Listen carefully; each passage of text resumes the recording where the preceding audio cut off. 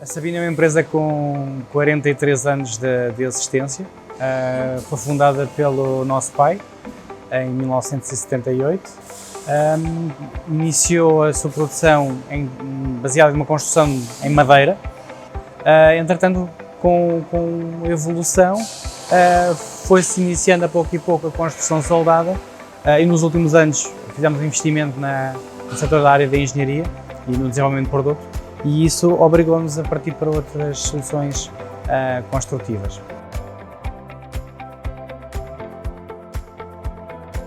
A Motofil surge por uma necessidade que nós vinhamos percebendo ao longo do tempo, como avançámos na direção do desenvolvimento de produto, que fazíamos muito projeto e que já podíamos estar a fazer uma grande parte da execução do trabalho fora, e estávamos sempre presos aos tempos de entrega das empresas a quem nós subcontratávamos os serviços de corte, e o volume foi aumentando, e as necessidades de cumprir com prazos e também para controlar custos obrigou-nos a partir para este tipo de investimento.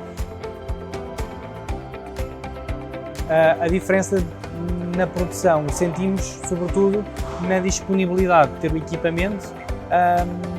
Para já estamos a começar a dar os primeiros passos, no facto de termos a máquina aqui disponível, e isso facilita, e os colaboradores já começam a pedir peças que outrora eram feitos com recurso a equipamentos tradicionais. Obviamente recomendo ser um produto nacional, uma empresa nacional.